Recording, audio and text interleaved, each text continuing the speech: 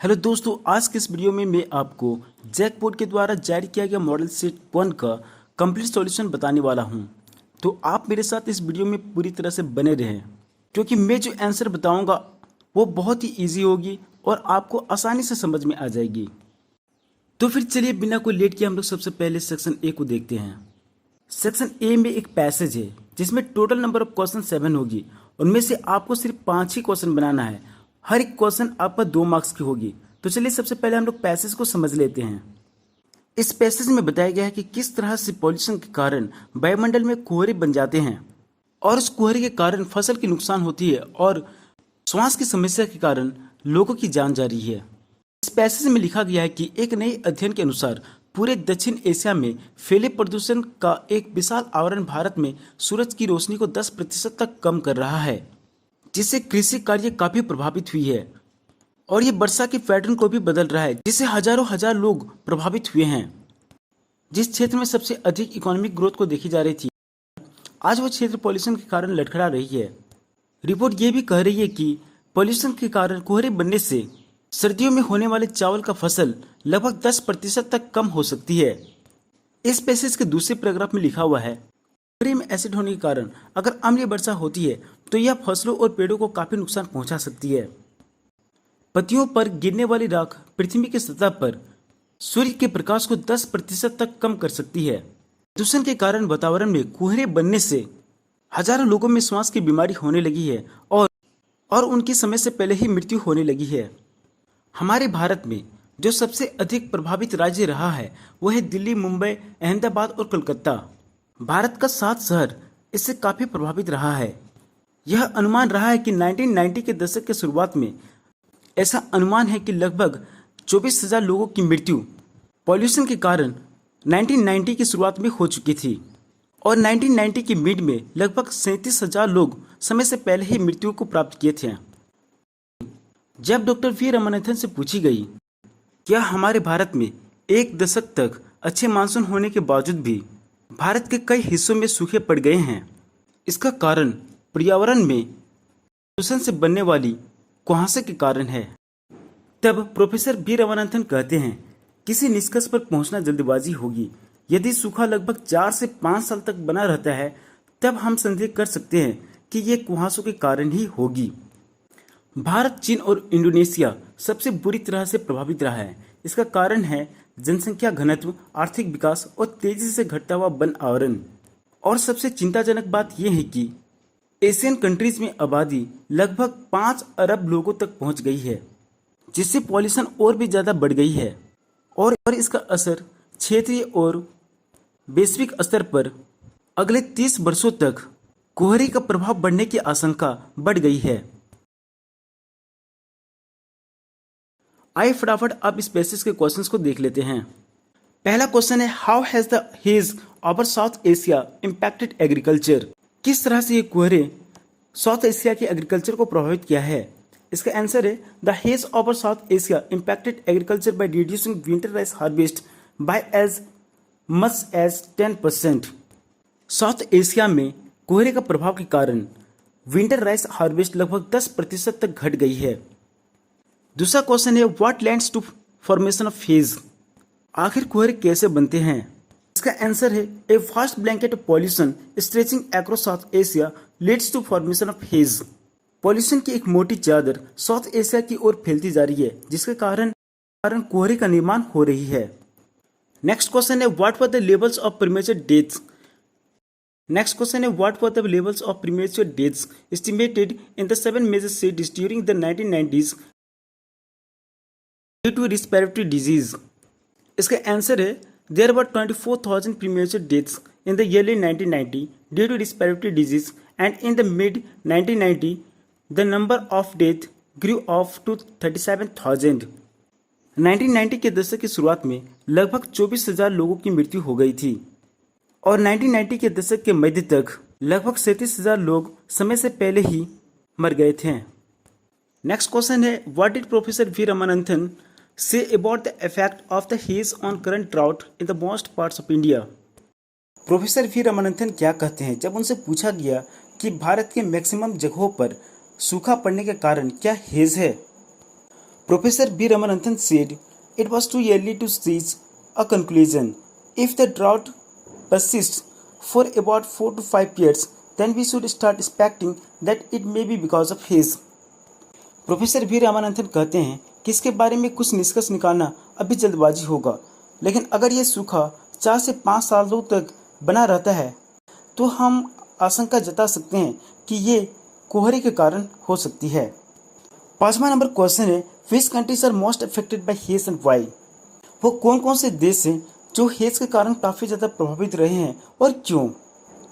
इसका आंसर है India, China and Indonesia are the most affected by haze because of population density, economic growth and depleting forest cover.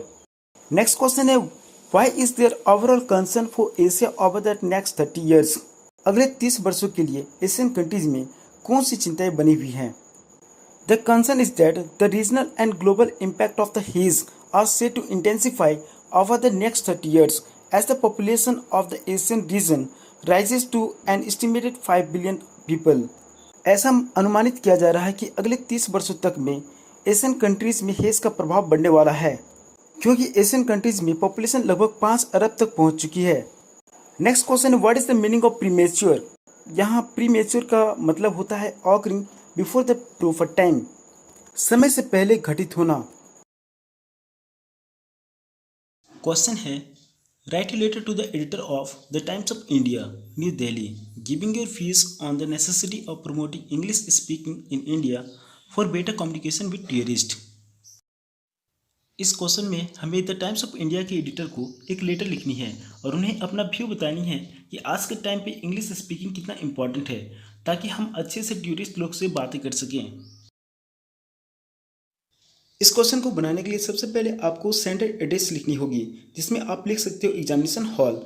फिर एक line का gap छोड़ते हुए आपको डेट लिखनी है। इसमें आपको लिखना है 27 मई 2022, आज का डेट।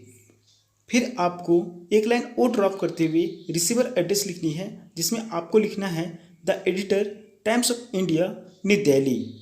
फिर आपको एक लाइन फिर ड्रॉप करनी है और आपको सब्जेक्ट लिखनी है necessity of promoting English speaking.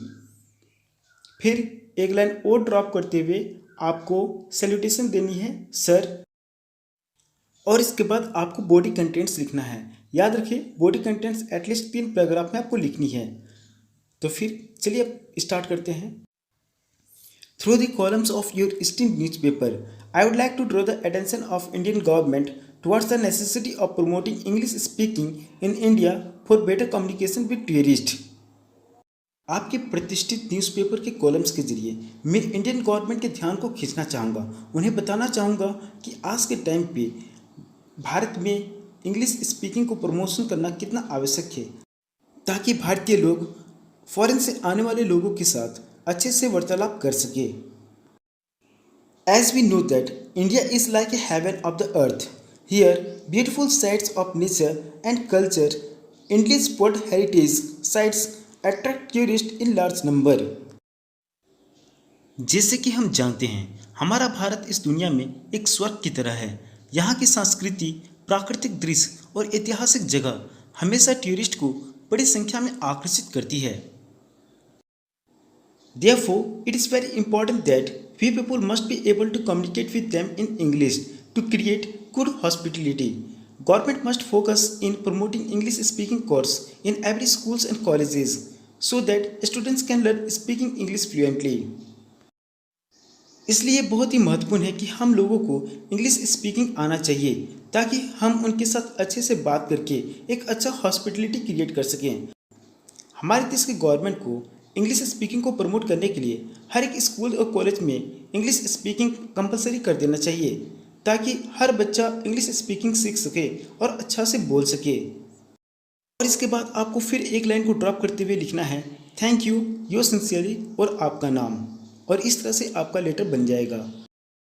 ये क्वेश्चन है, you are Jatin of class 11. You found a purse in the school library. Write a notice for the notice board of your school asking its rightful owner to give necessary details to claim it back from you. इस question में आप जतीन हो और आप class 11 के students हो। आपको school library में एक पर्स मिला है। आपको इसके लिए स्कूल का नोटिस बोर्ड में नोटिस लिख के चिपकाना है और ये कहना है कि जो भी इस पर्स का राइट ऑनर है वो आपके पास आकर कुछ डॉक्यूमेंट शो करके आपके पास से ये पर्स को ले सकता है। तो इसको बनाने के लिए हम सबसे पहले एक बॉक्स बनाएंगे और फिर सबसे टॉप में स्कूल का नाम लिखेंगे दिल्ली पब्लिक स्कूल, फिर प्लेस डालना है बोकारो, फिर एक लाइन को ड्रॉप करते हुए आपको नोटिस लिखनी है, फिर एक लाइन को ड्रॉप करते हुए आपको लिखना है फाउंड फाउंड एंड फाउंड। ये आपका हेडिंग हो जाएगा। फिर आपको उसके नीचे डेट डालनी है। डेट डालने के बाद थोड़ी सी गैप छोड़ते हुए आपको नोटिस के बॉडी में लिखना है this is hereby inform to all that a black colour purse was found in the school library during lunch hour. यहाँ से सभी को सूचित किया जाता है कि एक ब्लैक कलर का पर्स स्कूल का लाइब्रेरी में लंच आवर को मिला है। This purse contains 200 rupees an Aadhaar card and some papers. इस पर्स में 200 रुपये, एक आधार कार्ड और कुछ पेपर्स मिले हैं। One who has lost it kindly meet the undersigned with genuine proof to collect it.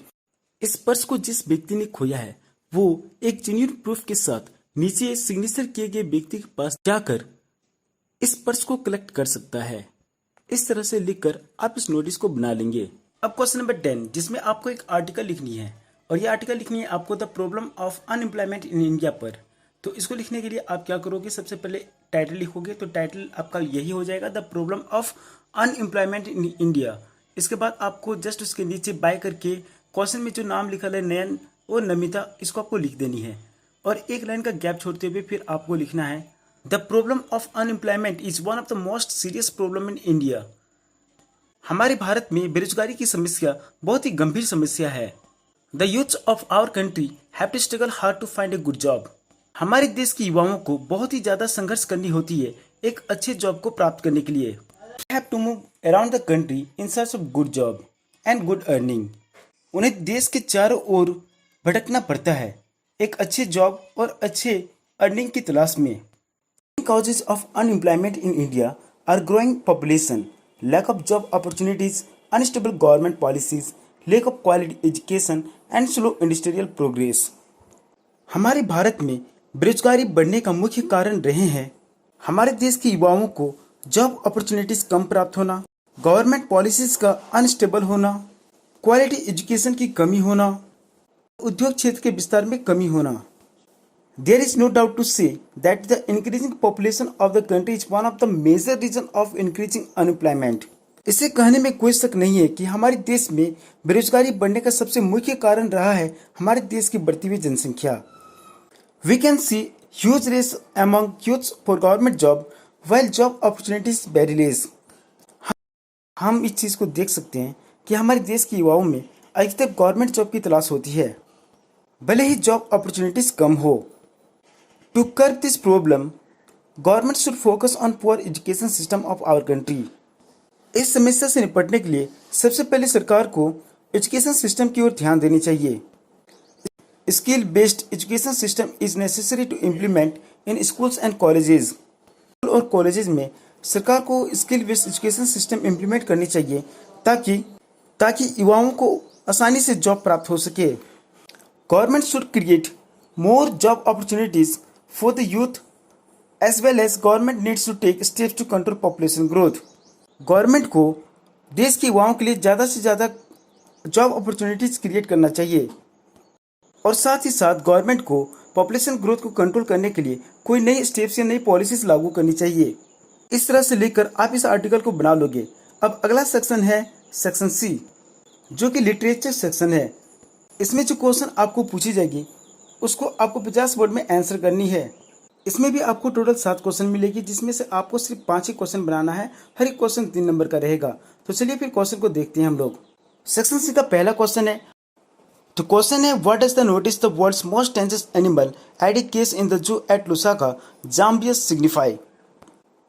Lusaka में एक चिड़ियाघर है, उसके अंदर एक बहुत बड़ी पिंजरा है और उस पिंजरे के बाहर गेट के सामने एक बड़ा सा नोटिस बोर्ड लगाई गई है और इस नोटिस बोर्ड में लिखी गई है the world's most dangerous animal, दुनिया का सबसे खतरनाक जानवर। आखिर इस मैसेज का क्या मतलब निकलता है? इसका आंसर होगा the notice the world's most dangerous animal at a cage in the zoo at Lusaka Zambia signifies that man is slowly responsible for all the deterioration in environment and depletion of natural resources. Thus man is the world's most dangerous animal। आप इस story को पढ़ोगे तो आपको पता चलेगा कि पिंजरे के अंदर बड़े बड़े मिरर्स लगाए गए थे, जिसमें कोई अंदर जाने पर उसको अपना खुद का शक्ल दिखाई देता था। तो इस मैसेज के थ्रू चिड़ियाघर का संचालक ये कहना चाहता है, दुनिया का सबसे खतरनाक जानवर आज इंसान बन चुका है, क्योंकि इंसान के कारण ही आज पृथ्वी का नेचुरल रिसोर्सेज और इन्वायरमेंट में इतनी बर्बादी हो रही है। नेक्स्ट क्वेश्चन है, who is mister Crocker Harris? How was he different from other master? Mister Crocker Harris कौन थे और वो दूसरे टीचर से किस तरह से डिफरेंट थे? Mister Crocker Harris was a middle-aged teacher of Latin language. He was different from other teacher because he was very strict on students, but he was a sincere teacher. He was not a sadist teacher as the other teachers in the school used to be. Mister Crocker Harris एक middle age teacher थे जो कि Latin language को पढ़ाते थे। वो दूसरे teacher से डिफरेंट थे क्योंकि वो स्टूडेंट पे बहुत ही स्ट्रिक्ट थे और सिंसियर भी थे, लेकिन वो सैडिस्ट टीचर नहीं थे। नेक्स्ट क्वेश्चन है, why has the article been title silk road? आखिर इस आर्टिकल का नाम सिल्क रोड क्यों पड़ा? इसका आंसर होगा, the article has been title silk road because in ancient time silk traders used this route to reach Europe country to sell their silk products. The author was traveling through the area in the mountains where the Silk Road of ancient times used to pass connecting Tibet to China. That's why the article has been titled Silk Road. प्राचीन समय में silk traders इसी root से silk के कपड़ों को Asian country से Europe country ले जाते थे। इसी कारण से इस रूट का नाम पड़ गया सिल्क रोड। इस चैप्टर में निक मिडल्टन भी इसी रूट से वो माउंट क्लास की ओर जाते हैं। नेक्स्ट क्वेश्चन है, does the poem father to son talk of an exclusively personal experience और is it fairly universal? Father to son poem में पोएट पर्सनल एक्सपीरियंस को शेयर कर रहे हैं या फिर ये यूनिवर्सल है? इसका आंसर होगा, at the surface the poem communicates the pain and helplessness of a father who wishes to mend the difference with his son in order to be with him. इस पोएम में एक पिता की मजबूरियों को दिखाया गया है। एक पिता जो चाहता है कि उसके बेटे और उसके बीच में जो दूरियां हैं वो खत्म हो जाए। However, the theme of the poem is universal. Generation gap and lack of communication between parents and children are quite common these days. It speaks of the pain that parents go through due to being distanced from their children, both physically and emotionally. आज के time में पिता और एक बेटे के बीच में दूरियां होना कोई नई बात नहीं है। इसे हम हर जगह पे देख सकते हैं। इस पोएम में पिता के दर्द को दिखाया गया है। एक पिता जो अपने पुत्र से फिजिकली और इमोशनली काफी दूर जा चुका है। तो अगला क्वेश्चन है, what according to the poem childhood is involve in the process of growing up?